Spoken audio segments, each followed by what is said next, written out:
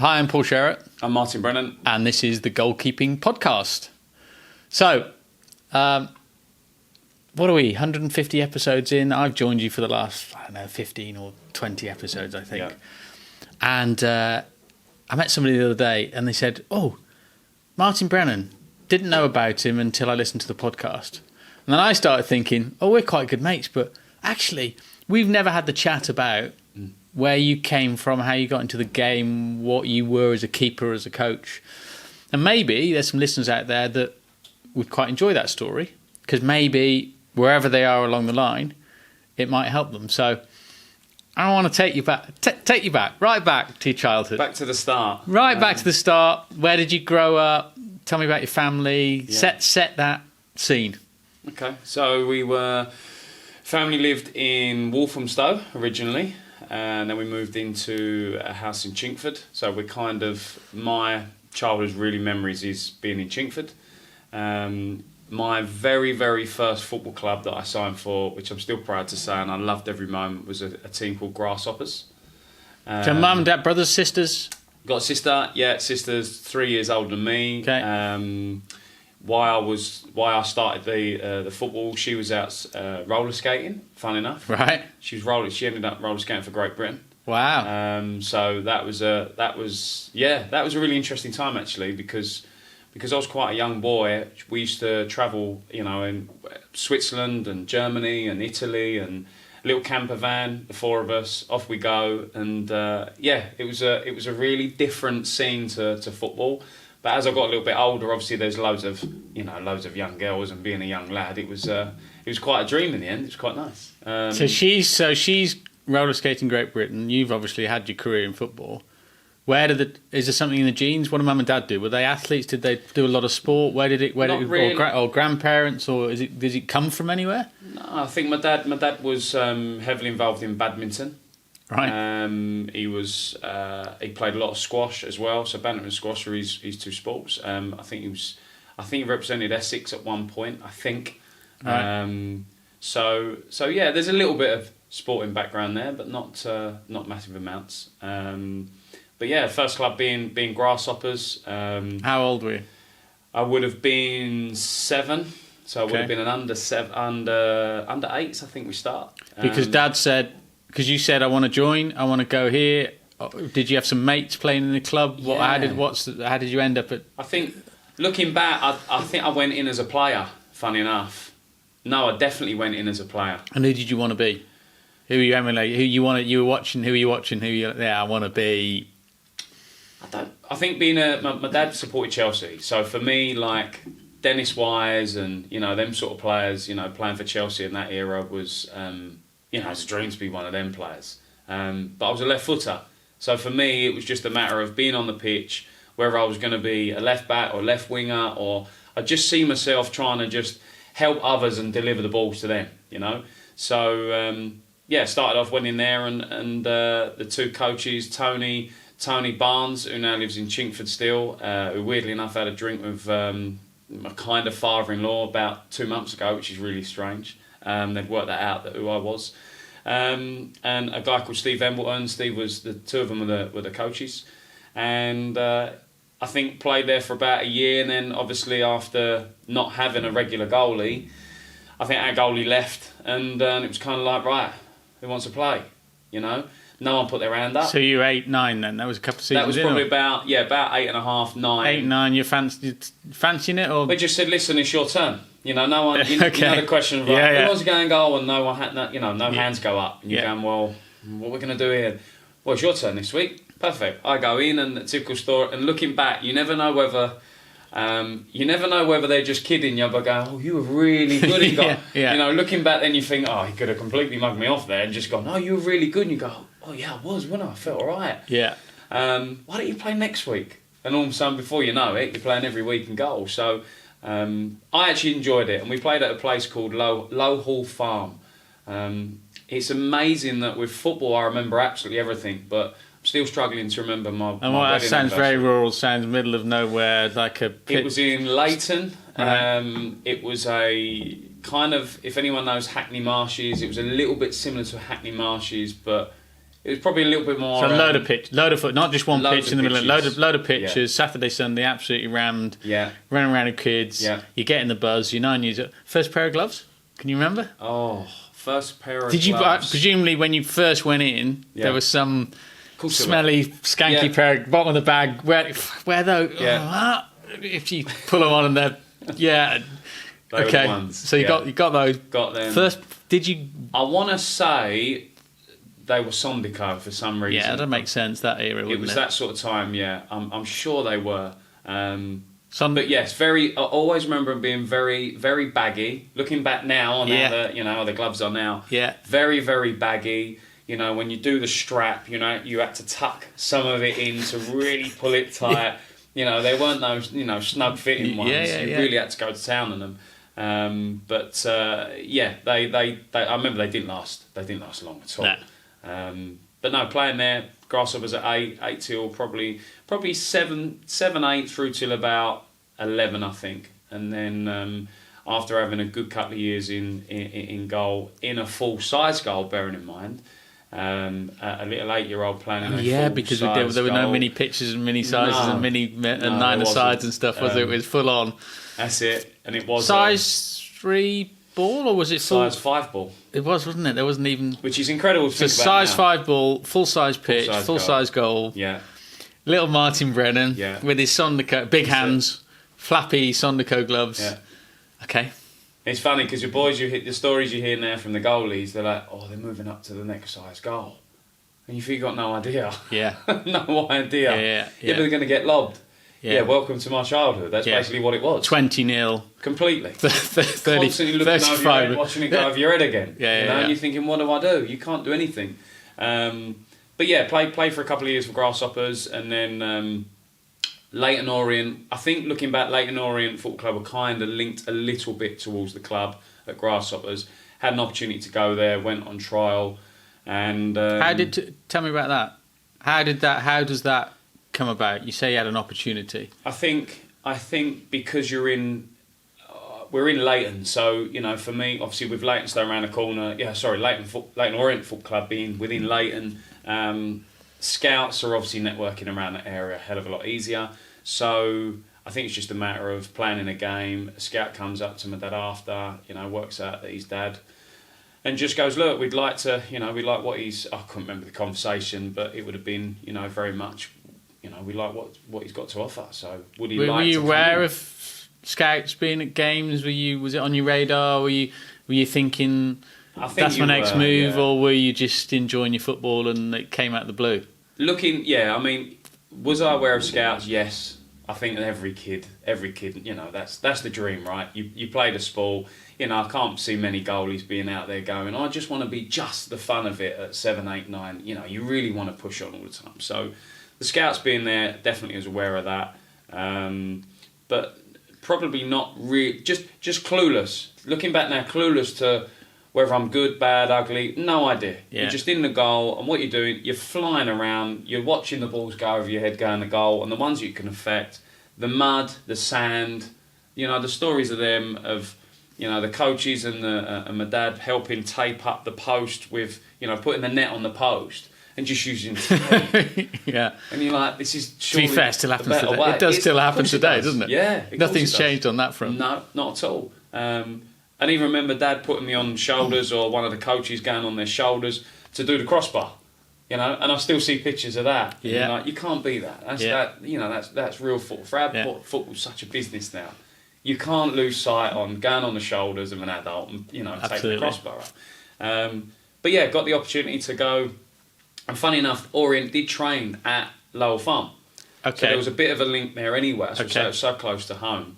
And always remember, and I always still remember turning up for the first session just feeling like a nervous wreck, that you're going, this is actually going to happen. All the talk of it's great, and you're getting an invite. So you were 10, you're 11? I think I was 10. I think I was 9, so I'd have been an under 10, going in as an under 10. And how many kids? This is outfield and keepers, not a keepers thing. This is just all the teams, yeah. Okay. So back then, as I remember, I don't think you had development groups and shadow groups. It was kind of like, if you come into an academy, if you like Leyton Orient, you're coming in the academy. There's no like. Oh, so it's even all shadows mixed age groups, was it? Yeah, so you'd have the under. You'd have the under 9s through to the probably under 16s or maybe under 15s. So you go in, nervous wreck. Have you still got your flappy Sondercoats, or have you moved on from then? I think I think we're still on the Sondercoats. Okay. Yeah. Okay. Because it's that strap bit. I still remember that strap bit. I was constantly trying to dig it in. And it was the timing of putting it in, yeah. but then trying to get that over quick enough. So if you weren't quick enough for that, it'd all fall out. To keep the air, got exactly, it. to get it tucked in. Got it. But yeah, go in there and working with do you know what? I think the goalkeeper coach, who I might have done the goalie session with her to start with, may have been Paul Hild, who was one of the first team goalies at Orient, who had a massive career. I think he played for Wimbledon as well, Paul Hild. Took us in the training session, and this still happens today. It doesn't matter if it was yesterday or 10, 15 years ago. You've got the under 12 goalie with the under 16, with the under 9. It's a problem for goalkeeper coaches. But just looking at the older ones, thinking, oh my God, I'm so out of my depth here. This is embarrassing. But we'll go with it. We'll go with it. But feeling really nervous. And were you a confident young man, or were you? No, not at all. So just looking around, going, I'm not sure why I'm here. But hey, I've got my Sondico gloves on. I've got the strap in. I've timed it really well. So let's just go and fly around and see what happens. So I think the confidence started to grow a little bit more when you get a bit more feedback. And I think I've probably done a couple of weeks trial there, played a couple of games, and then they've gone, look, we'd like to offer you a contract, if you like. Wow. Which was fantastic, and it was that was the start of it, to receive a contract from, especially being that Leyton Orient's my nearest club to home as well. It always is a little bit more personal touch to it. So sister's still doing her GB roller skating. You're coming up the ranks thinking, I've got a contract now. Did you go out? Did you celebrate? Can you remember? Was it pretty low key? Were you just part of the journey? Was this a big thing in the Brennan household? I think it was. Obviously it would have been, but we were so busy that the minute I got back, I think my mum was probably off now taking my sister to skating, and we were just like, it was two families with my mum really at times. Yeah. We were all off doing our own thing. Yeah. But yeah, it was a fantastic time, and then probably had 2, maybe 2.5 years at Orient, training and playing matches, and then got an opportunity to go to Tottenham, which I remember a little bit more on that. Obviously, it's a little bit older. That they approached the club. They were looking for an under 13, I think it was at the time, an under 13 goalie. And yeah, I was still technically under contract for Leyton Orient. So, and I'd still remember this like it was yesterday, that they had to pay compensation.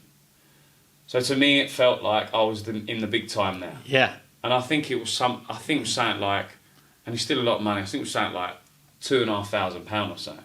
I think, as I remember it. And if anyone's listening was on that, I apologise if it's wrong, but I think it was about £2,500 for compensation. Now I'm starting to find my confidence. Yeah. I'm thinking, hang on a minute, someone's prepared to write a check for me here. Yeah. And who was your club? Who did you support at that age? Dad took me to Chelsea. So okay. my dad he was a Chelsea supporter. He had a car dealership in Chelsea. I think, if I remember rightly, it was in Fulham Road. I could have that wrong. Okay. He had a Citroen garage. Right. And then a Fiat garage.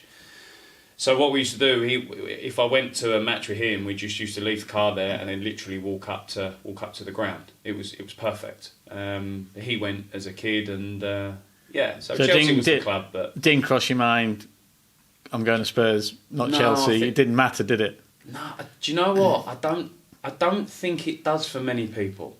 Even if they're, a close friend of mine, Jamie Clements, I went to school with, they supported Tottenham.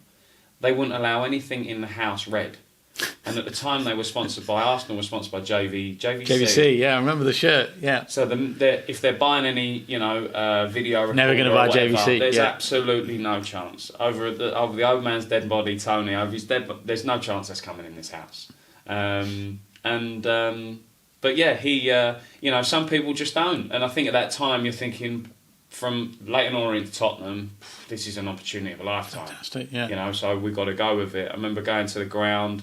We used to train. At White Hart Lane. There was a ball court, and anyone that's listening to this, if they are were associated with the club at that time, will have a massive smile on their face, because it was a fantastic time looking back.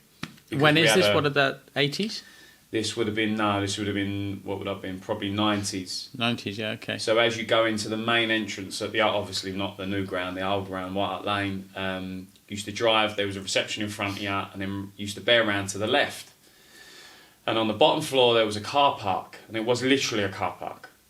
So if you were lucky, you'd be going upstairs, which was another ball court, which was AstroTurf. Okay. But the old AstroTurf, not this fluffy stuff where you dive and bounce back up, where we do these lovely TikToks. So if you're one of the lucky ones, you're upstairs, especially as a goalie, obviously you're diving around, and you're diving on not so hard concrete. If you're the unlucky ones, you're down in a car park, diving on the concrete, and it was concrete. And we had a... where are the first team training at the this first stage? team were training at Spurs Lodge in Chigwell. Okay. So this is under 17s and below, or that sort of age group? This was, you probably say under 9s through to maybe under 14s, 15s, I'd imagine. They're in the car park. Car park. So the next, you're aspiring to get out of the car park and get up the road to a grass pitch. Okay. Yeah. But the ball court was it was unbelievable. Hours and hours of just... because the ball never died. If you play a small-sided game, there is no breaks, because the ball doesn't go off. And what was that? So you moved from Leyton Orient to Spurs, that would have been a Premier League, First Division, I guess, there in the 90s. Top league club. Was there a massive shift in everything, in terms of the coaching, in terms of the support, or how did that feel from moving from that first or second step, if you like? So you've gone from Chigwell, you've gone to Leyton Orient. What was that next transition like to a Spurs? They've written a cheque for you. You're excited about it, but the whole experience.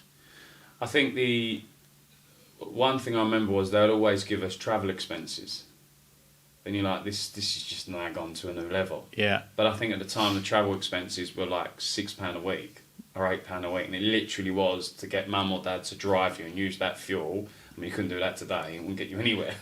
And presumably that's cash, was it? It was a little brown. Yeah, it was an envelope. Brown envelope.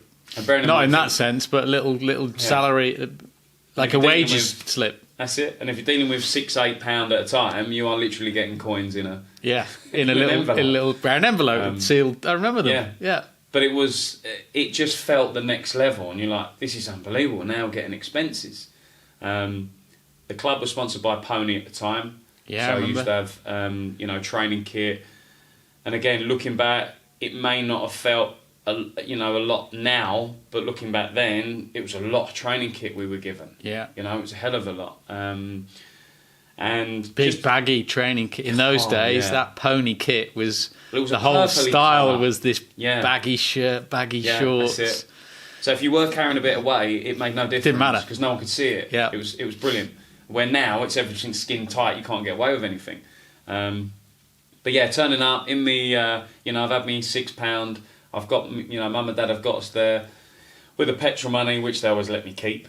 Obviously, it was part of my pocket money. Nice. Turn up in my baggy tracksuit, in my baggy Pony stuff, up to the ball court. Worked with an old boy called Robbie Stepney. I think it was Robbie Stepney. Always used to wear a football hat. Didn't matter whether it was a match day or non-match day. What do you mean, a cap or a bobble hat? It was a cap, right? But it was a football. What? So it was like black, like the old school black and white. A baseball cap. It was it was more like like a skull cap, like a beanie. Yeah, it was a little bit more like that, but he wears religiously. Whether it was sunny, whether it was snowing, whether it was this hat's on, whether outside, inside. Fantastic character. I think he ended up going to Sweden in the end, but I think then he must have been in his 60s then. And I've not spoke about this name for a long time. Dickie Moss was the goalkeeper coach. And Dickie used to get us like, we'd have the ball and there'd be times in the warm-up where we're banging the ball against the wall, you know, to test our handling. Because you think goalkeeper coaching then weren't as... It's nowhere near where it was now. Nowhere near. No. You know, just part of the warm-up. You know, little things like that you remember. But the ball court were fantastic memories. Fantastic memories. How I didn't break my hips and my back is beyond me, but we got through it. And then obviously done a couple of years, done under 13 through to under 16. And were you seeing the 3-4 years above you progressing into the senior side? Or did you have some mentor? Were there some people that you could look to, and was there a pathway? Was there okay? I've just seen him. Oh, he's moved into first reserves, or whatever. Was that happening, or was it the next step was sort of I'm kind of maybe I get to 16, 17, and maybe I'll move on, or maybe I don't know what were you aiming for? I guess is the 2-3 years above my age group was a powerful group. We had Peter Crouch, you had Ledley King, you had Alton Farewell, you had Dave Lee. They were like a real group that a lot of our lot looked up to. Yeah. So they were kind of like, if we can get to that stage, we've absolutely made it. Not realising that the level they're at, they're going, well, we need to get someone in the reserves yet to get anywhere near where we think we're going. So there was that, you know, there was looking up, you know, trying to find out what the next part, you know, like you're saying, what's the next step. But I think when you're at that level, just to try and keep going, right, I'm under 13s, I've got to get to under 14s. And then when you get to 14s, then there's never a finish line. You know, there's never a finish line, whether it's an emotional finish line or a physical finish, you're never finished. So you get to the 14s, you're going at 15. When we start hitting an under 15s, the main thing you're now thinking about is that scholarship. YTS, as it was called. Apologies, yeah, it was YTS. That was 16. 16, yeah. So once you finish your GCSEs, you're then going, right, if you get that YTS, technically... For the younger listeners, youth training scheme, I believe, is it? YTS, which is now a scholarship. If you get that, you're the dream has started. You know, you're going to go to the training ground every day. You're training every day. You know, if you're on pitch 3, reserves are on pitch 2, and the first team are pitch 1. Like, you can now see the next step, and you're a walk away from the next step. But not realising you could be 5 years away from just going to the next step. And yeah. So were you had that in your mind, but when you were dreaming, what were you dreaming? I want to play for England. I want to play for... What were your, at that stage, at 14, 15, what were your, real... What was the real ambition? Yeah, to reach... I think the two main ones are, to try and play for England and obviously play for... So you had that. You had that fire. You had that... Completely. Okay. Yeah, completely. And then around under 15s, you start to go... I was being selected for like the England schoolboy stuff. So, which at the time was Lilleshall. One of the bases were Lilleshall and Bisham Abbey. I think there was one more, but I can't remember what it was. So what they would do, they'd kind of travel, the coaches, the England coaches travel the country looking for what they would class as more of the elite groups of English goalies, and got offered to go up and start being part of them training camps, which for me just took my confidence just to another level completely. One, because it was classed as England, and two, I'd get a day off of school, and the FA would send you a letter with the England logo and FA, and you're handing it over, going, "I can't come to school today. This is unbelievable." I'm playing for England. You weren't, but you were training for England. Yeah. But then you're going, well, I might be training David Seaman today, so not realising again you're absolutely miles from it. But who was in that cohort with you in those groups? Keepers that went on to be. Let's say well-known keepers. Can you remember who was in the group? Yeah, there was. Funny enough, we see Richard Lee. I was doing bits with Richard Lee years ago, and we really got on well on him when I was in coaching for Fulham. We ended up signing him, and I was looking through old photos, and we was on one of them training camps, and that was at Bisham Abbey. Funny enough, and. I'm looking to this lad. I'm jogging. I'm looking to this lad to my left. He's in a Watford kit. I'm thinking, it can't be. It's Richard Lee. I have no idea that Richard Lee's there. I'm in my Tottenham kit, my pony, baggy as you like. 15 or whatever, 14, 15. Skinny rate, but baggy as you like in my kit. It's about 8 sizes too big. Yeah. Richard Lee looks a lot more cut in his kit. His kit was much better than mine. But in a Watford kit. So I've spoke to him and gone, I've sent him a picture. I'm going, is this you? And he's like, yeah. And I'm like, that's so strange. Yeah. So strange. So Richard was one of them. But yeah, there was some good goalies in there that went on. And were they goalkeeper specific, or were these England training camps where everybody came in, but the keepers were taken off in a group? I think there was, they were mainly goalkeeper camps, if I remember rightly. They were camps. There were times where they brought the players in as well, but they were very much. I remember Bisham Abbey very much just goalified. But no, there were groups there. Lloyd, I think his name was Lloyd Scott, he earned millions for charity. He was the guy who done the marathon run in the diver's suit. Oh, yeah. That was him. He raised a fortune. He was one of the goalie coaches. Wow, okay. He was outstanding to work with. But the big build-up for that was to try and earn a YTS, if you like, through England, and they called it The World at Their Feet. They did a programme on it. So I was part of that programme that I was trying to get to. Yeah. Now, if we could get into this for me was like, forget the Tottenham YTS. This is just another level again. They were residential programmes, if I remember. Yes, that's it. Michael Owen came through, did he? Yes. I think. Yeah, there was a few that. There was a few because that he sort of broke through into the senior team at that's 17, 18 into England senior team. Would have.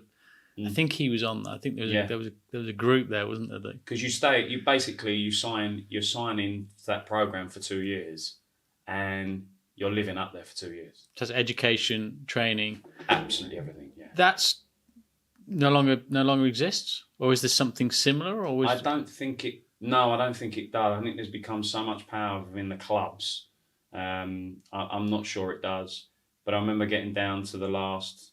They got it down to the last 8 goalies in the country. So I got down to the last 8 as they were trying to select them.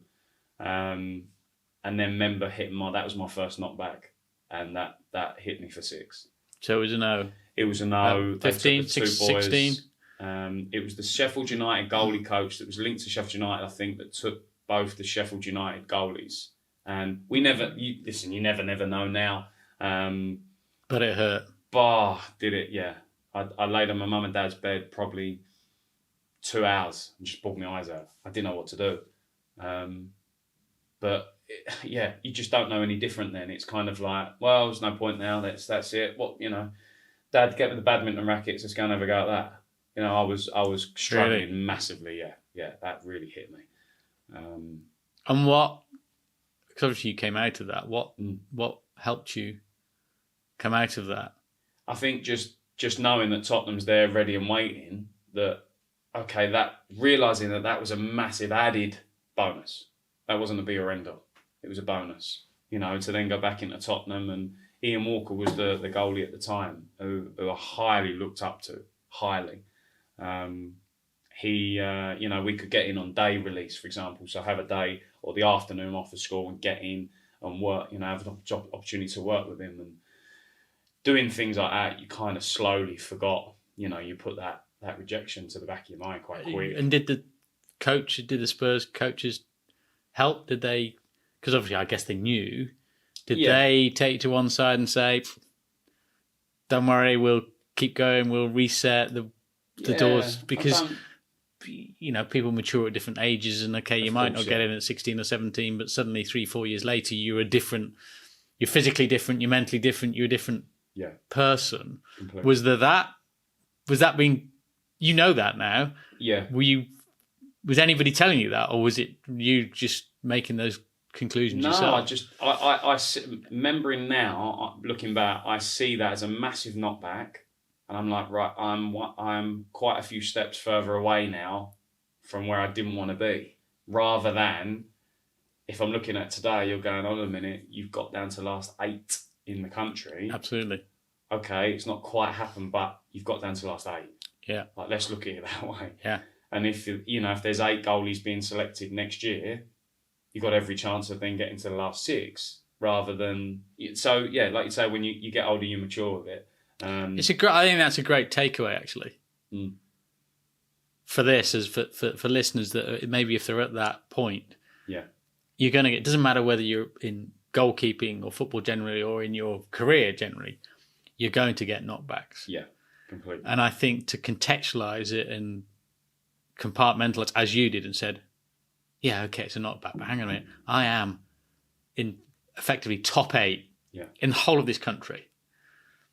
If I can keep pushing and keep working, keep driving, there's no reason why I can't still be top 8. And if I'm top 8 in 3-4 years' time, that probably, particularly in that area, probably would mean I am with a first division club playing first division football, Premier League football, as the first or second choice. I'm still doing what I want to do and potentially showcasing myself to maybe get back into the England setup. So completely, it was pretty mature of you to draw those conclusions. Probably, I think I think you get to a point you go, I don't have a choice. Right, like this is it. I've cried for 2 hours, and generally, sob me heart for 2 hours. I had no idea what was coming next. What do I do now?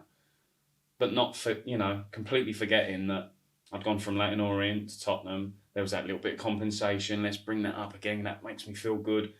You don't think that way then. Do you? You just think it's done. It's over. That's it. Let's put the Sondico sloppy gloves away with a bad strap and let's move on. By the way, do we know what happened to the 2 Sheffield United keepers? Did they ever go? Can you remember who they were?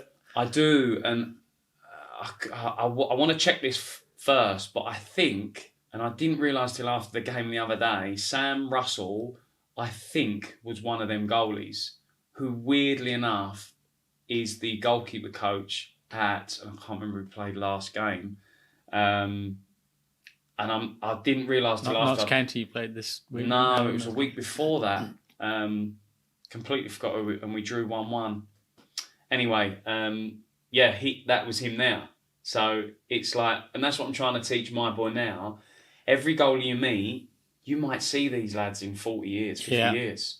So just embrace it. Just take what you can from them and stay in contact. Yeah. Because it's so funny looking. But the Richard Lee one's hilarious for me. Sending him a picture, that was us. Yeah, and I think that's the same. I've been in sporting goods in the industry for 30 years. You've been in football for 25, 30 years. I think that's really important because it's not you might bump into you will. Yeah. If you want to stay in that industry, you will bump into these people. And therefore, you, at that age, could have completely thrown your toys out the pram and been aggressive and rude, whatever, to the people around you and, had this reputation. Oh, yeah, I remember him. And that will live with you through your entire time in your career, in the game. Yeah. So 10 years later, the coach that you didn't do this, but you may have completely balled out. 10 years later, suddenly is the guy that's standing between you and a promotion. If it's in a work environment, it might be a promotion. Completely. So I think that's really important that, as you say to Alfie, you're going to see these people. Just be who you are. Don't be the knob. Yeah. And he's experienced that already. He's already experienced that. I'm sure. Even though he's 13. Yeah. He's already experienced that. Yeah. Seeing this guy at 8, not seen him for 3 years, all of a sudden he pops up. He's at the other end. Oh my God, it's a final. We got to win it. It's strange. Even in 13 years, he's already witnessed it. So. Okay, so I'm taking you. So we're 17. Big blow. Still at Spurs. We've reset ourselves. Yeah. Next, what's the next chapter? 15 under 15 under 16s then got offered the YTS. Sorry, you were 17, which is a great story to this. So you got your YTS. Well, yes, but there's a but. Yeah, we sat the way that works is, and this day is horrible. It's like an X Factor day where you're waiting, going, oh, what room am I in? Is it yes room or the no room? But you're sitting in the corridor basically. So this is outside headmaster's office equivalent. Completely. Yeah. This is done at Chigwell at Spurs Lodge at the training ground. Right. So the first team guys are there. So you turn up with your parent or parents and you're sitting waiting and the academy director will pull you in and basically yes, no, maybe, whatever it is. So all the players have gone through. Typically being the goalie, you're going, I'm probably going to be last. Lo and behold, everyone's gone. So everyone's had their meetings. I'm still waiting with my dad. 10, 15 minutes has gone. I mean, like, I've seen the last one go. And my dad's placid as you like so laid back, it's a joke. And he went, it's quite strange. It's like, we've not been 10 minutes. Normally one comes out, next one, they're in, back to back. So he goes and knocks on his door and he's like, do you, you know what? Like, he stuttered it because he didn't want to look like he's going, come on, you, any chance, what you doing? He was kind of like, you know, sort of looking my way to go, do you know what? And he's gone, he looked really confused. He's like, what do you mean? Oh, yeah, come in. So he's come, my dad, you know, and they've had a meeting, they've gone, you know, yes, we'd like to offer you something. We walked out and my dad's like, they forgot to have your meeting. They forgot to have it, clearly. So now you're thinking, well, what does that mean now? Yeah. Like, and as a kid, you think the emotions are flying anyway. Well, they don't want me. They clearly don't. They don't want me. They don't want me. They didn't want to offer it. They've realised I'm now the only goalie. Whatever. But yes, it was there. And the first... So once you've signed that, you then go off after the summer, and now you come back, and it's the first time really you can class yourself not as a professional player, but this is my job. I'm not going to college. This is where I'm at every day. And the first day we had our manager was Pat Holland, who obviously played the game. He's been around a long, long time. Fantastic coach and player. We go to Epping Forest for the first day. This is first day. We get to Epping Forest. We're running for 2 hours. Literally running around Epping Forest 2 hours. We get back to where we started. Jog or straight or whatever we're doing. And he said, right, that's the track. And I'm looking, and there was a Clayton Fortune was next to me, and Clayton was a big centre half. And we sort of both looked at each other to go, no, that was the run. Surely that was the run. So he's gone, right, you ready? And he's gone straight to the stopwatch. Right, you ready? That's the run. That's the track. You got whatever long it was, can't remember. Go. So the boys have gone. And we're thinking, oh my God, I'm struggling already. Ain't started. We've got halfway round, and Clayton's gone, I'm struggling. Like, I'm really badly struggling. So for some reason I went, lay down. I'll put loads of stuff on you and say that you got cramp. It gets me out of having to finish. I've done the good deed. I've helped the old lady across the road. I'm not going to be late for work, but I'll help you. I've covered him with mud and come back, and I'm like, I'm really sorry. Like, he got cramp and I couldn't leave him, you know. Looking back, they've now gone, yeah, good one, whatever. You know, get on the bus. You think we was born yesterday. But anyway, after that, it was, it's a tough, the first week is an eye-opener. Back then, I think now is a little bit different. There's a lot more science to it. And the first day I did with the goalie coach, Hans Sagers, he did a thing, 10 volleys, and you had to catch 10 volleys. And Ian Walker was the goalie at the time, and Hans would smash the hell out of these balls, and Walker's like that. And he looks like he's looking around what else to do as he's catching them. And I'm thinking, this guy's like a hero. This is unbelievable. Like, it's ridiculous. I can't do this. So then you go in, you do your bit. I'm catching 1 out of 10. I'm catching 2 out of 10. So after that second day, I've come home to my dad, and generally I've gone, it's ain't for me. I'm nowhere near good enough. Yeah, straight away I've made that decision. And funny enough, that mindset continued for the next 5-6 years of my playing career. Just constantly not sure, rather than taking all the positives and going, that was good today. Made a couple of mistakes, but is what it is, you know.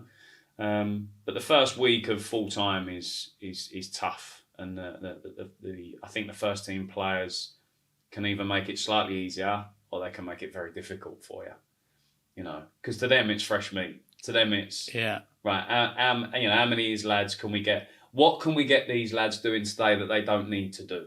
You know. Do you think it is different now because particularly in the bigger clubs, the academy is in one, or the training is in one place. You're sort of you're probably seeing the players in the canteen. There's some sort of integration, and you're moving through the age groups, and you, at a much younger age, you feel as if you're in the setup and the transition, and as you say, science is better and nutrition is better. Is there the same because it sounds to me, I've never, of course, been in the army, but it sounds to me you hear about these sort of, it's your first week in the army and you get absolutely beasted. Yeah. My guess is it doesn't happen anymore, but No. am I... My experience of that is coaching at your Fulhams and clubs like that, is that the fresh meat, as you like, the first year scholars coming in for that first week, the distance is, I find, a lot bigger, and even, working at Tottenham doing the same, the distance is a lot bigger, where the lower you go, because you're at a training ground that isn't as big, that hasn't got the money to go, right, well, the academy's here, but you train, go under the pathway and you've got another 15 pitches over there. At Wickham, for example, you've got 3 grass pitches and a massive warehouse container. That's what everyone's in that. Yeah. I think the difference now is because when you get a 16-year-old come in that have got big followers on Instagram and social media, that some of the first team players may have already heard about these lads. Yeah. There's cameras everywhere. Yeah. People can't say certain things that they maybe used to casually say years ago because it's seen as unacceptable, which some of it is unacceptable. But the vibe's very different now. I remember, and I wouldn't say what club because it would kill him, but one of the kit men at a Premier League club at the minute has said the difference since they've moved around and moved training grounds and stuff, the difference is massive because there's cameras everywhere. And, they used to put, at the last training ground, they used to, the lads used to walk around and put the kit man in one of the skips and spin them around. And there was lots of fun and banter. You can't do that as much now. You can't. So, no, there is a difference. There is a big difference. So we're in the squad, we're training with the first team players, we're on our YTS, but mentally you're not there. No, because within that new group, even if you forget the first team players, you're a first year scholar now, or a YTS, you've got to be accepted by the second year scholars. It's the primary school to secondary school move, which is also a horrible situation to be in. Yeah. Because they now they're now going to let loose on you because they got battered last year because they were fresh meat. So there's a massive vicious cycle to it. But being accepted and all that, and but no, it's an eye opener. It really is an eye opener. So you had 4 or 5 years, and sort of in the wilderness. Were you play? What level did you get to? What you? So Tottenham played some under 17. Sorry, it was under 16s and 18s at the time. So played 16s, played 18s, and probably about 17 and a half. I asked to speak to Hans Sagers on one of we had school benches there at the Chigwell training ground. Right. I don't know why. And I said to Hans, look, can I have a chat with you? And he said, yeah. So we went down, had a chat, and I went, I don't see the point in this for me at all. Wow. At 17, you think the kids now, 17-year-olds now, wouldn't dream of having them conversations. Yeah. I just went, this just ain't for me. I can't sit. You got an England goalie. You then had Ian Walker, you had Espen Bardson. You then had Gavin Kelly. You then had a guy called Jamie Atwell. I was just trying to make it. I made a decision for myself that I weren't going to be good enough for the first team and I weren't going to reach first team. Not realising that I could be there for 4 years yet and not see the first team, but be gradually getting closer. Getting better, yeah. And the answer, obviously clear, was for him, fine, let me speak to the club, see what the situation is. Come back a couple of days later and went, if that's what you feel, move on and we'll help you. Which again, if they're telling you to move on, is more of a sign to go, okay, maybe they don't see you keep progressing as well. So you're finding out the answer quicker. And then scattered around, went and had a trial at Charlton, went really, really well. And then Charlton offered me my first professional contract, of which, played under 18s there, played some reserve games. My first reserve game debut was because Dean Kiley punched Andy Todd in the face at the training ground, so everyone had to bump up one. So you never know when it's coming. Them's the breaks, right? They had an argument. Dean Kiley and Andy Todd had an argument out on the training field, and it sort of continued anyway. It come back into the ground, in the training ground, in the area, in the canteen, and they kind of half nudged past each other. and Andy Todd, just turned around and just completely hit Dean Kiley. Massive black eye, no chance of playing in a game. Ben Roberts then I think moved up to the first team to play. Everyone bumped up one, and I'm like, brilliant, You're in, yeah. Thanks for punching him, sort of feeling like it's weird. And then played the first game at the Valley, which went well to be fair. And then made the same decision, Charlton. Done a year and a half, just short 2 years, said the same thing. I just don't see me continuing. Made the same decision. And then went off to. I wanted to start building a profile. So I went to Cambridge United. Went and I was in the first team group now, so it's the first chance to be in the first team group. Sat on the bench. Started as a second choice. John Taylor was the manager. Had a fantastic time at Cambridge. What a football club. Loved every minute of it. Sean Marshall was the first team goalie. And just thought, do you know what? This is really realistic. He's only got to get injured and I'm potentially in. He's only got to have a bad week, bad couple of games, I'm potentially in. So this is. And what league was that at the time? That was League 2 at the time. So really excited about that and really gave everything I had to other clubs, but I thought this could be the start here. And when you say the start, were you thinking, raise my profile, get regular first team football, and use that as a springboard to potentially move up the divisions? That was your mindset? Completely, yeah.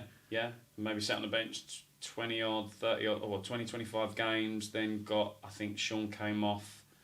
I think he came off injured at Rushden and Diamonds. We was at home to Rushden and Diamonds, came on, filled the game, kept a clean sheet, and then another cup situation came, Scarborough away, done the same, come on, didn't concede.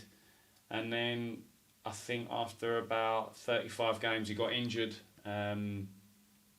Manager pulled me in and said, listen, you're going to start tomorrow.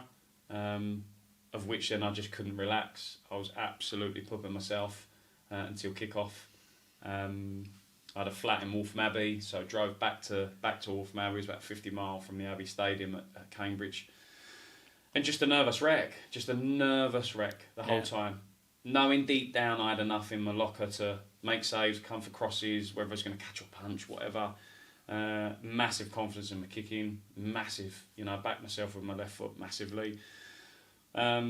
But just got the opportunity to play, and we played Hartlepool at home, which was my Football League debut. Kept a clean sheet. It was really weird. Every time I stepped on, I didn't concede, and it was like I had such a good case to keep going to the manager, going, "Come on, what am I doing?" But I didn't have it in me to do that. Played the game. Drew 0-0, and we then played Orient. The next game was Orient away. So I'm thinking this is absolutely perfect, isn't it? The script back full circle. Here we go again. Yeah. We turn out of the ground, and the gaffer's like, "Look, I'm going to put him. I'm going to put Marshy back in." But for me, it was kind of like, well, I'm really disappointed. Bit in my head, I'm going, I'm not playing. Phew. Not for that. It's a really weird feeling. Really weird feeling. But had the tools. For me, I had the tools, but as we'll find out later on, just emotionally, you question yourself all the time. And I think it's crazy. We're getting there, but I think we're already starting to see, and we know that we've talked about. I've talked about this in other podcasts. The difference between being a pro athlete and a nearly pro athlete, more often than not, is mental.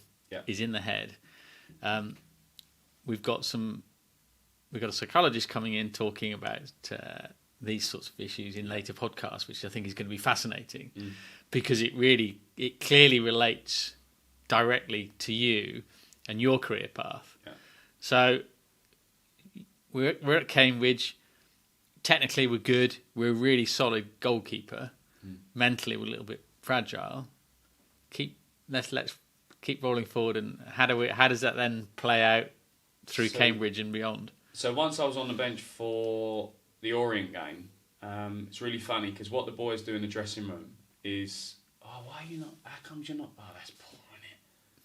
So for me, building my ego, it was perfect. I'm like, oh, I know. But one time he's going, thank God I'm not playing, because I'm happy, I've done my bit, I'm out. But then they're building your ego up by saying, you kept a clean sheet, we drew the game, it was a home game, he done really well, what's his problem, sort of thing. Which, looking back, that made it worse for me. It made it worse for me.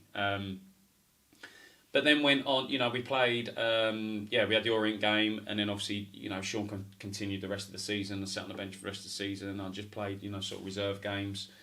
We then went through to the second season I was there. We'd started the season probably halfway through. I think John Taylor gets a sack, and Hervé Renard walks through the door, which, as a group of players, we're going, where has this come from? Like, not him as a coach, or it's nothing to do with him as a coach, but you're like, no one's seen this coming. I mean, in the race for the bookies, there could have been a list of 6,000 But again, people. probably in an era where foreign managers were not particularly prevalent in the English game, were they? No. So I could imagine, particularly in lower divisions. Yeah. Okay. Well, we had Claude Leroy, and we had Hervé Renard. So it was the two guys that come in. One of them had obviously done international jobs and been really successful doing that. And the other one was his assistant. He came in and he kind of took the team. Yeah. And for some reason, my mindset changed massively because John Ruddy came in as part of the training group. So there's now Sean Marshall, myself, and John Ruddy. And John Ruddy was a massive frame. Like, he just ate us up massively. And John got an opportunity early on, really early on, and he threw him in and he played, I want to say about 17 games. And Everton just came knocking on the door and he's like, listen, there's $250,000, what do you want to do? I think it was $250,000, what do you want to do? And the club went, no problem, no brainer, yeah. And John went off of like 18 games, and clearly 1,000,000% good enough. It was always going higher, but just needed that first step. But sort of the journey that you were aspiring, exactly the journey that you wanted to go on. But John was like, I'm here, without saying it because he was still young, his statement was, I'm here, I'm a big frame, I'm mentally ready, just you tell me when you need me. Do you know what I mean? When my mentality was, well, if you need me, let me know, and I'll try and get myself mentally prepared. Yeah. John's going, I'm here. Just keep training, and that's how he got the opportunity. Yeah. And obviously his career went, sky high, which was brilliant. And my mindset just changed dramatically after that. I just felt that I don't know if I've got enough here. I don't know. Again, I don't know if mentally I've got enough to keep going. And I thought, you know what, I'm gonna. I didn't get. Again, I asked to leave. 3 months to go. 3 months to go at the end of the season. I asked to leave, and made the decision that I'm going to go somewhere and play, and I'm going to make sure I can play. So I ended up signing for Welling the season after, which was Conference South at the time. Started the season, played 15 games. We were second bottom. We were struggling massively. Enjoyed the buzz of feeling like I'm now building a profile. But there was just something there that was just going, I ain't sure on this. I'm not sure. And Paul Parker was the manager at the time, and even for the experience he's got, I even questioned him as a coach because I'd lost my head so much. I'm like, look, you seem to be on the phone a lot. Like, we're in training, you've got to help us out. Yeah. So if this is Peter Schmeichel who's on the phone all the time, I'm going nuts because I'm never going to get this chance ever again to get this information. And looking back now, I'm thinking, what was I doing? It was a ridiculous conversation. And the last game we played, St Albans away, we won 5-2. We won 5-2. Got on the bus, I run my dad, it was a night game. The 2 goals I see completely my fault. And I think I'm done. And he went, if you're not enjoying it, you need to stop. And how old? I was probably 23, 24. Okay. I'm done. So that's playing career done? Yeah. I just couldn't cope with it was all the mindset stuff. The mindset, and like you said, the psychology would come in and tell you that it's going to be 80% of that, and 20% is the actual physical playing. So the Martin, because we could talk about this for a long time, but the real quick takeaways, the Martin Brennan that sits in front of me now, 20 odd years later, what would he have done differently back in the day, even back when you started doubting yourself at Spurs? Yeah. What would you do differently now? What would you advise keepers back in that 15, 16 now to do to make sure, if they're ambitious, that they don't end up slipping down the mental health? I think the Spurs one for me, I don't think I would change much. I don't think I'd change much. It's more really from the Charlton thing of, why would you make that call on yourself when you're clearly not sure what you're going to do next?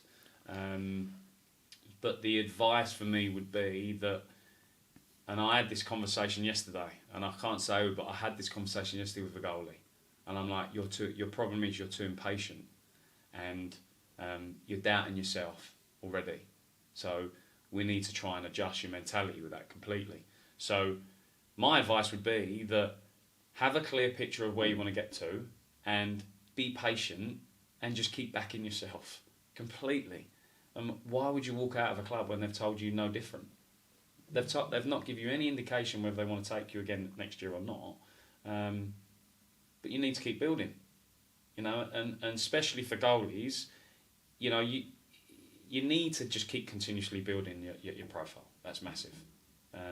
So my biggest probably regret was when I was at Cambridge after playing the game, why I didn't really go and knock on the manager's door and go, could you please give me a real good insight of why you've chose the other goalie to come back in? Because I've come in, I've done well, and have that eye-to-eye contact with him. I have done well. You've asked me to keep a clean sheet, which is technically my job. I've done that. So where do we go from here? Because if I can't now get in, what do I do? I think it's attitude and approach. Because, again, it's the same skill set as a sportsman as it is in business. Yeah. So if an employee comes to me and is challenging and is asking those questions and how can I improve and how can I get better and can I get promotion, so on and so forth, clearly they are way more on my radar and are likely to get the next promotion, so on and so forth, than someone that might be equally competent but is sitting there and not pushing. And it's that, for my Oliver 15 teacher says to him this week, the football teacher, in fact, football coach, I'm looking as much from you boys as your attitude as your ability. And I thought that was a really good thing to say to a group of 15-year-old boys. And it's the same, and we've talked about it before, at pro level, that difference, attitude and ability. So I think that's a great takeaway.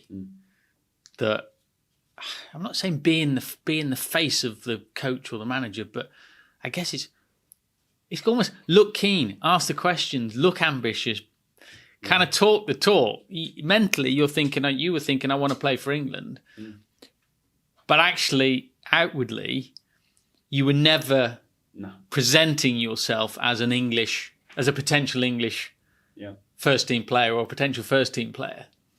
It's a subtle nuance, but actually it's really critical, isn't it? Of course it is, yeah.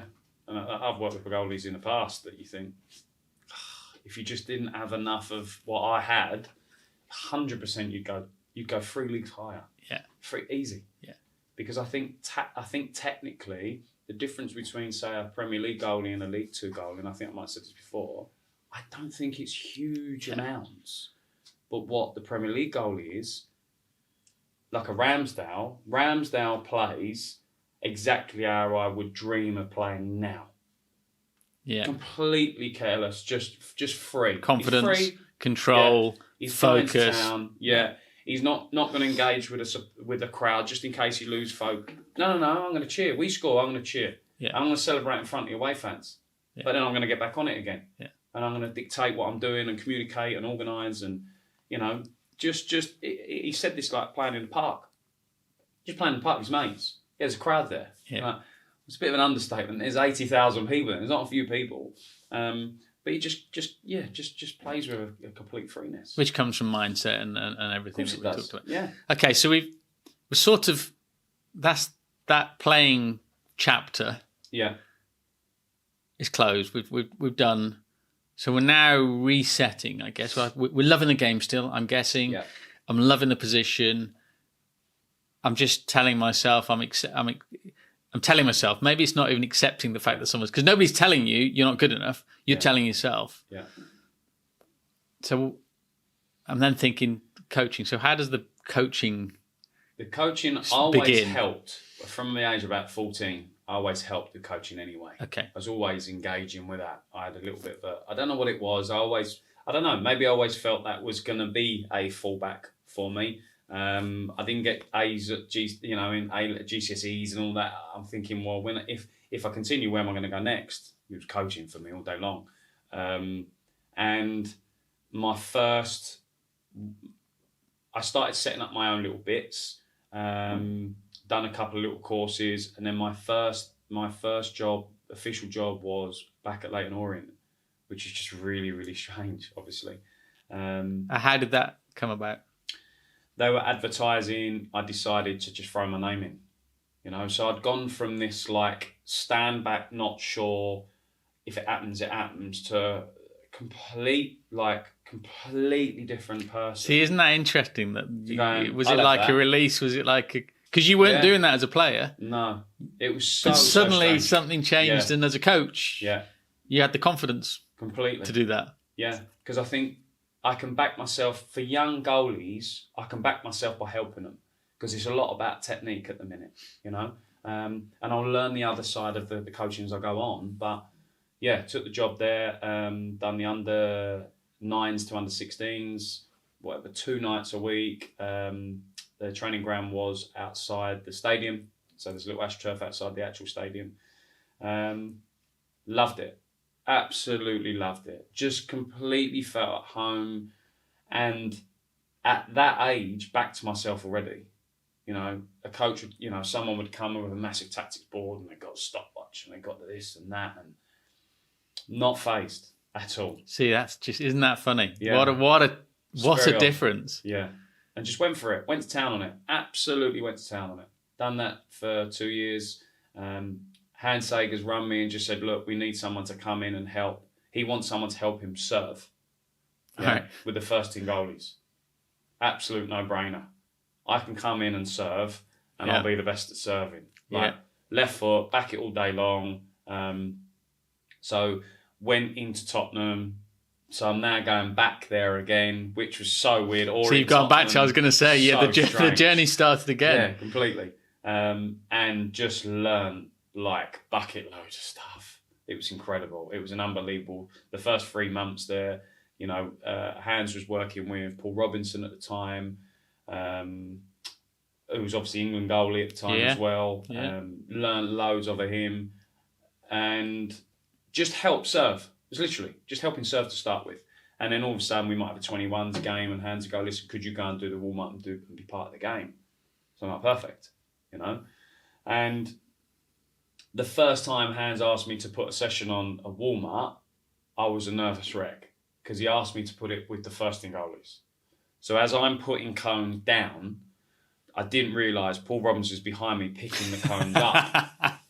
And as you're turning around and think, right, I've done that. Brilliant. Oh my God. Brilliant. So it was nice because he settled you down a bit. To Totally. Go, listen, relax. Yeah, just... Don't worry about it. Yes, just chill out. You're part of us. Just relax. Yeah. So I think that really helped me to go, fine, he's going to mess about a bit. Perfect. And then just went on from there, really. Embraced working with Hans. Perry Suckling was the goalie coach in the academy. Perry's been there years. Perry still is there. Right. Fantastic goalie coach. Just detail. So Hans and Perry were very, very, very different people, different coaches. So for me, being able to flirt with both and look at both was phenomenal. Brilliant. It was a fantastic experience. And then we got the opportunity to. I got the opportunity to really. Hans, funny enough, after about a year I'd been there, Martin Yole was the manager. Hans got sacked. Martin Yole got sacked, and Hans got sacked with Martin Yole. So they stepped Perry up. Perry Suckling got stepped up to the first team, and they asked me to fill in for the 18s and 21s at the time. Which again for me was like me getting a YTS back in the day. This is outstanding. This is where you were buzzing out there. Yeah, I was really at home at Tottenham. Really at home. I only lived in Chinkford. You know, I can cycle there. We're that close. Yeah. And just completely embrace working with Alex Inglethorpe, who used to play for Orient. Alex was the under-18 manager. John McDermott, who's done some unbelievable stuff in his time. He's obviously working. I think he's now working with the FA. And just we did loads of tours away. We did Switzerland and Germany's, and we once went to Switzerland and we were sharing the journey, the drive. We took one of the minibuses and the boys flew. So we took the minibus. It was weirdly enough me, Alex Engford, and John McDermott.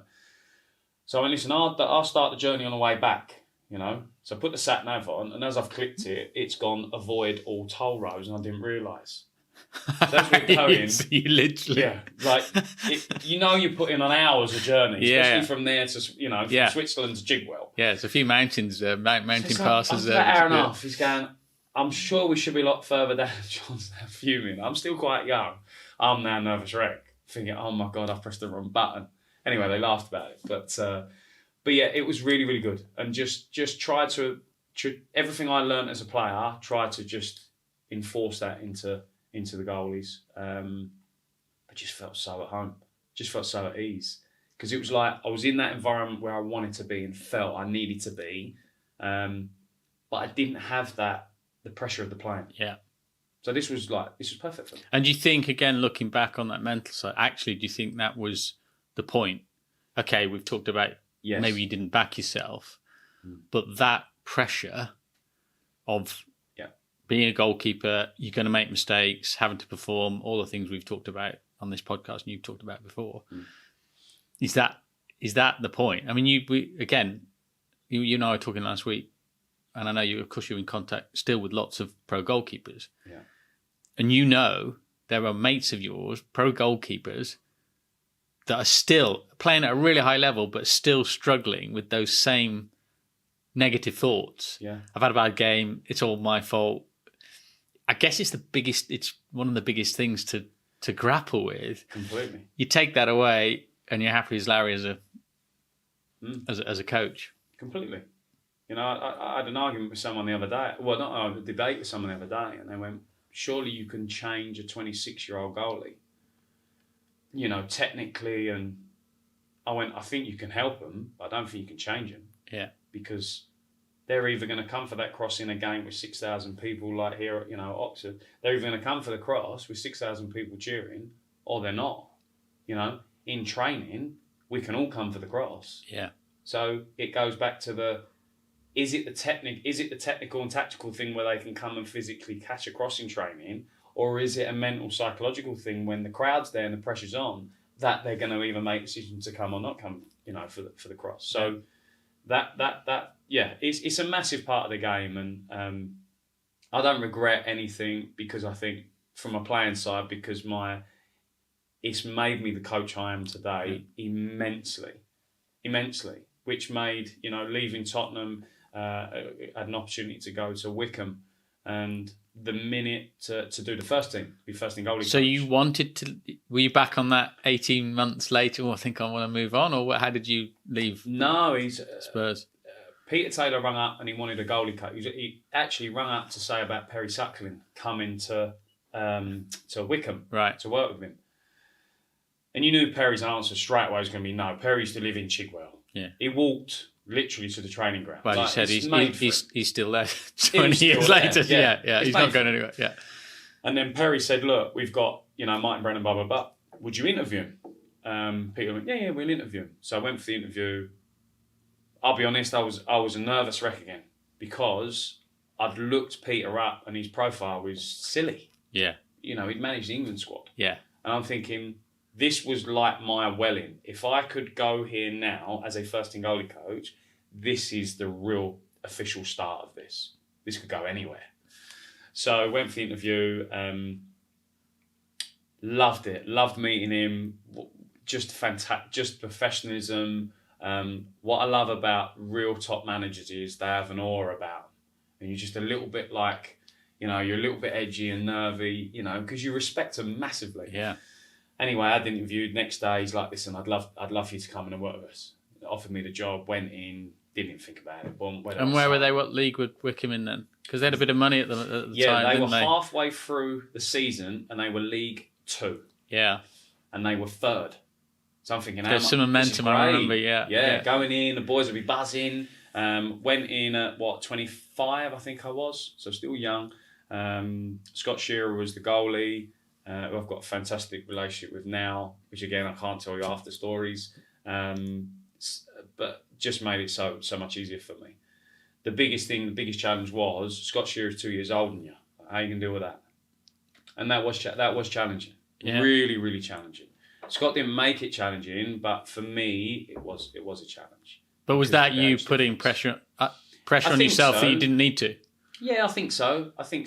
But being at Wickham really found my feet, and everything I'd learned, everything I'd struggled with as a player, I massively put into practice at Wickham. So I said, the minute you hit 17, you're going on loan, and we had a loan structure. And the second you hit 17, you're out. Yeah, and you're playing games. And how you're going to earn the next contract is by playing games, ticking we were League 2, so we'd be sending boys 3 leagues lower and going, tick the boxes off, go and make loads of mistakes. And that was the meeting that I had with them. There might be 60 people at the game. Go and make loads of mistakes. That's where you're going. What do you mean? What? No, go and make them. This is perfect. Yeah. This is where you're going to make them. Yeah. Because nobody's going to pick you up on them and put pressure on you and all that sort of stuff. Find your feet. Build your confidence, build your self-esteem, start building a profile. So that was the second part of the reason I've done it. And Matt Ingram was the first one we done, and obviously Matty's on a fantastic career, playing the championship. He's still playing now. So we had that structure, and every year that went past, next one went out. Learned loads from Peter Taylor, learned loads from Gary Waddock. Gary Waddock come in, and that vibe of when a new goalie coach, new manager comes into the club, it's an edgy time because you don't know where you sit. Yeah. And I generally thought Peter was sat. I generally thought I was gone, and Gary come in, and it couldn't have been any more opposite if we tried. We speak probably once a month. Still, we've not worked together for 8 years or whatever. Yeah. So you never know. So just quickly taking you back to that point of sending players out on loan. We're going to have some listeners here that are at a point where, and it doesn't matter what level you're at, there's that choice. Yeah. Do I go up a league, 2 leagues, and maybe sit on the bench and whatever, but get a nice salary or a better salary? Yeah. Or do I go down and, as you say, and play first team football and make the mistakes and raise my profile to then go back up? Yeah.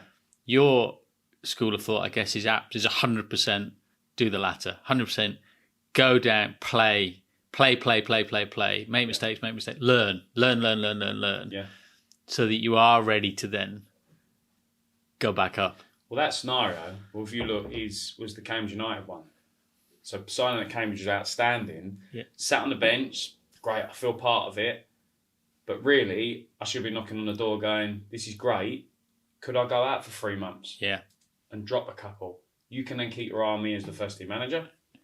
Any point you're not sure whether you want to play the goalie, Marshall, for example, or not, there's my footage. I'm playing men's football here. This ain't under 23s where no one's in the ground. And for the longer term, I've just hit 16 games at Welling, for example. So I could have shortcut that massively. Yeah. And I actually had an opportunity to go to Welling while I was at Cambridge and turn it down on loan. So what I've just said there, I had that scenario, but I turned it away. Yeah. Now, if I hadn't, it could have looked completely different. Yeah. Because I could have ballsed up a few things at the game. I could have played in front of a small crowd. I could have got myself, find my feet. Because it's interesting because, of course, we see it. You go up a league, 2 leagues, you're number 2, number 3. Yeah. You're waiting.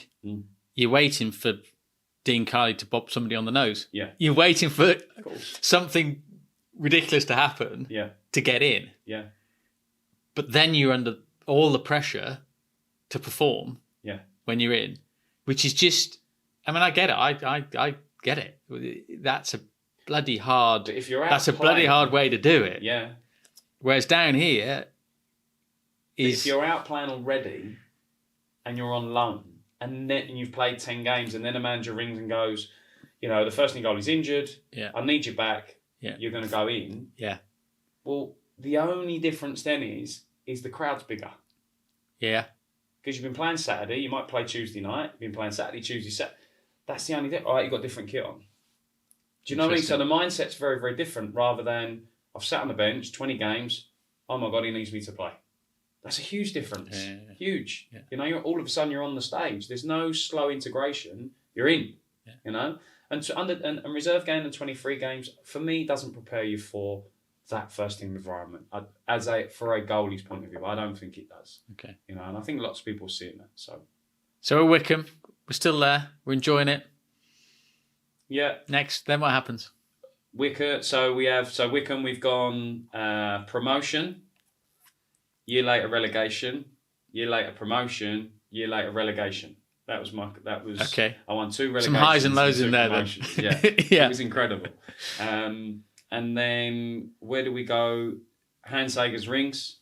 I'm now at Fulham. Martin Yell's the manager at Fulham. I'm now at Fulham. I'd like to come in and do the 23s for me. So Hans Sager's been pretty instrumental in your. Yeah, he's played a big path, part for me. To get me kick-started massively. And I'm thinking, I'm not 100%.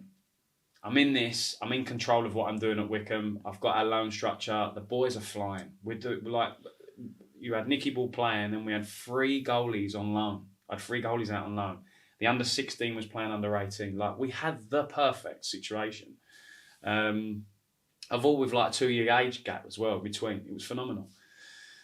But obviously, comes down to being a young family financially. It just more rewarding, more appealing, and just thought, no, do you know what? Let's go for it. Let's go for it. And that was Premier League football, presumably. Yeah, being involved there, knew in a relationship I had with Hans that it weren't going to be no, it's you and me. Hans got me involved in everything. So, signed for Fulham. Signed for Fulham. Then had an opportunity to meet, and I always love to mention this, Vic Bettinelli. We still speak now. Just one of the funniest, probably one of the best goalie coaches that I've worked with. Just hilarious. And funny enough, I was looking through the podcast last week, and he's a title of one of them.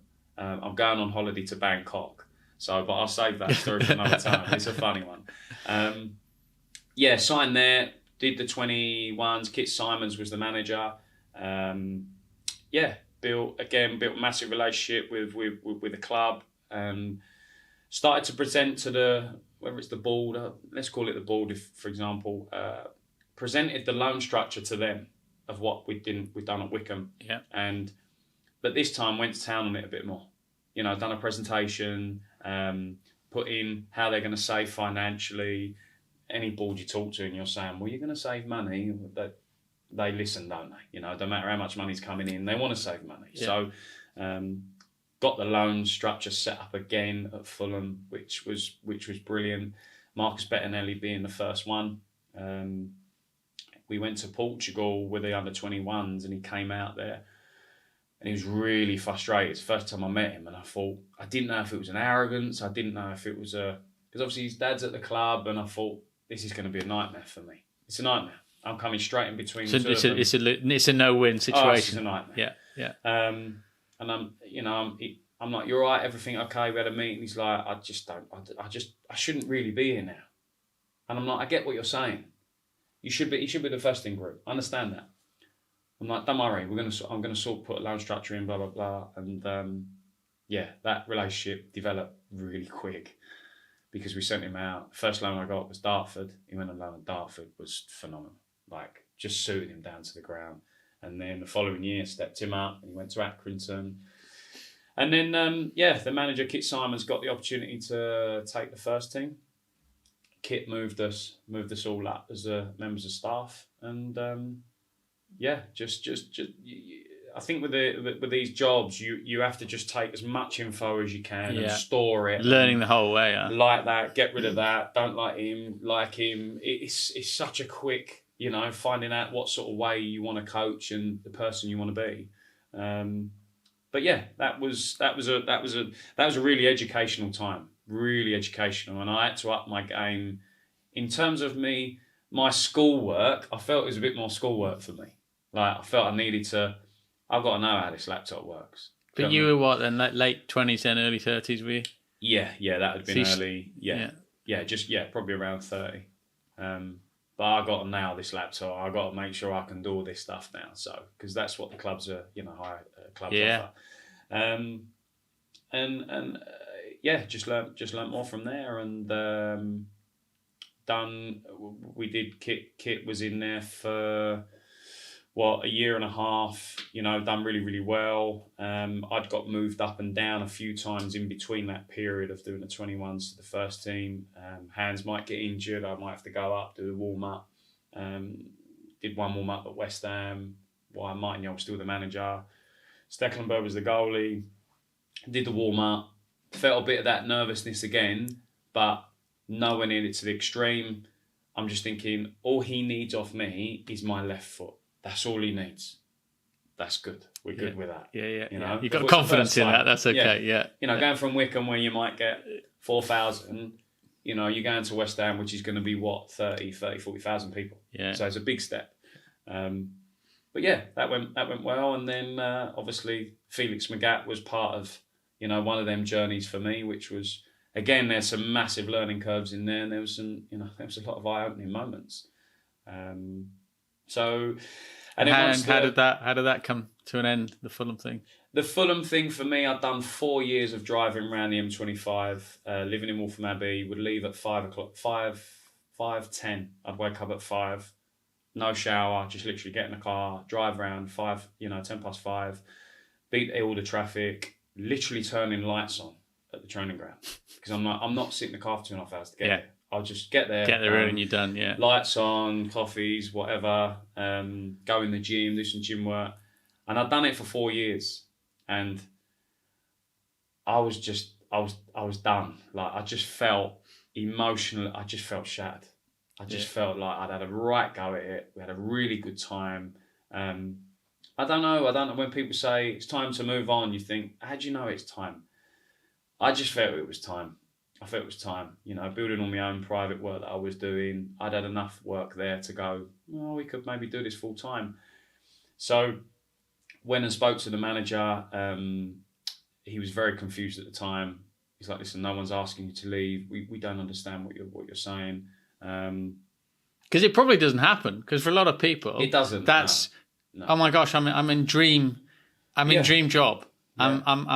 I'm a goalkeeper coach at a Premier League side. I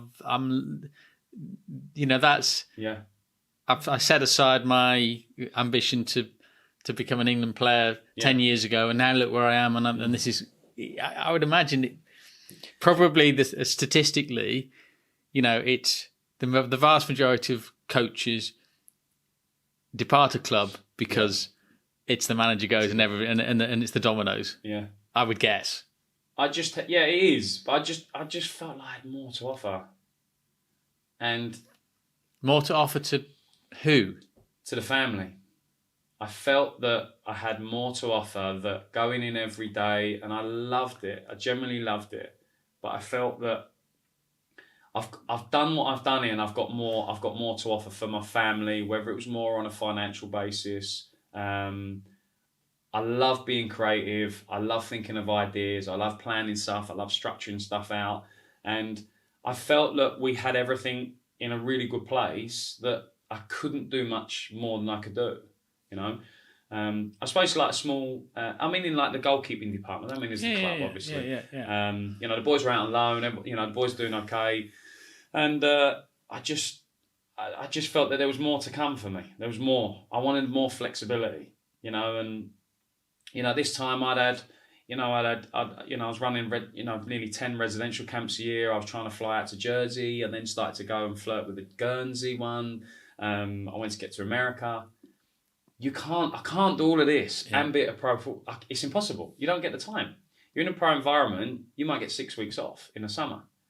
As a player, as staff, you might get 2 weeks, and then the manager's going, See, since you- meetings and See, I think I think there's an entrepreneur in you, and for me, it's a bit like you've almost built that business in 4 years. Yeah. That's my analogy. Yeah. The structures are in place, everything's in place, the staff are in place, the loan structure, everything's in place. yeah, Sadly, for you, if you're an entrepreneur, probably you'd have a nice 4-year exit and a big chunky check. yeah, It doesn't matter, but Yeah.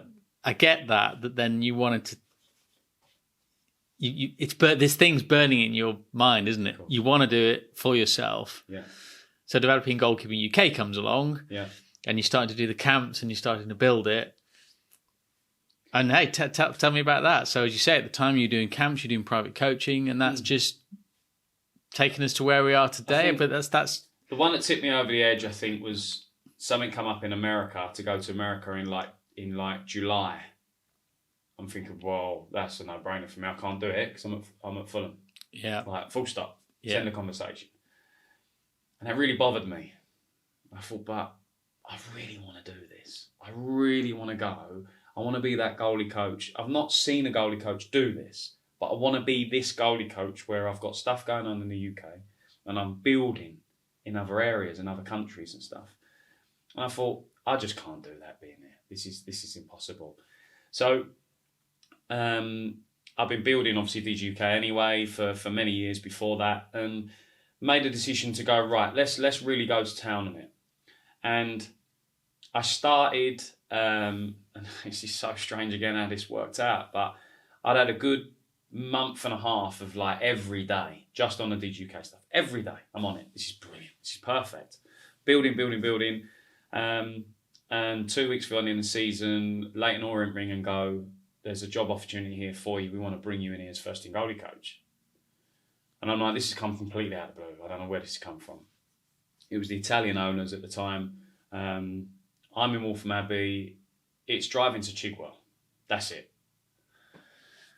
So I'm thinking, what do I do? Like this really confused me. I'm not gonna lie, it really confused me. And so I said to my wife, what do you think? She went, just go and have a chat. Do you know what I mean? Just go and have a chat. You're in good control here. If they've approached you, you're not asking, and there's not a desperation. Take it or leave it.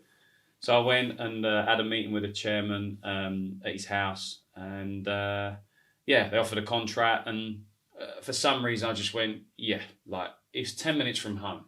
I've been 4 hours, in a car daily. Let's go with it. Probably a decision I maybe regret doing a little bit because I weren't in the mentally right frame of mind to do it, and I was still trying to now do that and Digi UK. But there was no dull days at Orient in that period of time. In the 9 months I'd spent there, I think we'd gone through 6, maybe 7 managers. wow. I think it was 6. It was nuts, absolutely nuts. Yeah. So, got to around 4 months before the 3 months before the end of the season, and thought, no, I'm good. I flirted with it again. It's close. It doesn't make much difference for me. I still need more time. Let's come out. And then that was it. Made a decision 4 months before the end of the season, and ever since then, It's just grown. Just gone with all my Which is stuff. great because you grew the knowledge. You came through the play. You got the knowledge, and let's bring it up to modern day. We got to know each other. I don't know 4 or 5 years ago through various bits and pieces, and we're now sort of on another journey. I feel like we're at the start of another chapter. And for those that have listened to this podcast before, as we said at the top of the podcast, we came together for this sort of season 2 to talk about goalkeeping. And for me, as a non-goalkeeper, it's fascinating talking to you about goalkeeping and goalkeeping coaching and the journey and the mental side and the nutritional side and the physical side and so many elements that we're trying from a Glove Glue brand perspective. We're also trying to look at and address and see if there's product opportunities and so on and so forth. So we're kind of, well, let's see. Maybe we do another one of these in a year, a couple of years time. It's a bit like the autobiography's done, Yeah. but suddenly another one gets released because there's a whole load of other chapters that need to be added on the end. That's the excitement of it. Definitely. This is the place. This is where I feel I'm most happiest at the minute. Yeah. Where, you know, like today, we're here today. You know, full-time club. It's impossible to do that. And you don't know what days you're getting off. So you can't go, in 2 months' time, we'll meet at this day. Yeah. I don't know what I'm doing tomorrow yet, you know, if you're at a full-time club. So, this is, for me, is an absolute dream to be able to just, you know, create stuff. And it's been a fantastic start. Yeah, it's great. And, we're sort of, I hope, of course, you are doing some stuff at Boreham Wood still. You've got DG UK. We're working together on developing goalkeeping, and that will evolve and grow. Yeah. But I hope, and I think, for me, it's been really nice kind of getting to know you even better today. Yeah. Just finding out about everything and where all that knowledge has come from. So thank you for that. I'm sure if you're on YouTube watchers, and obviously podcast listeners have taken, I hope, some real nuggets from here as to how you approach the game, what works, what doesn't work. And maybe, there's some pathways there. There's the player pathways, there's a player to coach pathway. There's lots of ways that if you're a real passionate goalkeeper, you can still, be involved in the sport and actually shape your involvement depending on how ambitious you are and what you want to do. So thank you very much. Thank you. And that was the Goalkeeping Podcast. I hope you've enjoyed the content. If you'd like to become a better goalkeeper, then check out developinggoalkeeping.com, where you'll find podcasts, tips, videos, and more.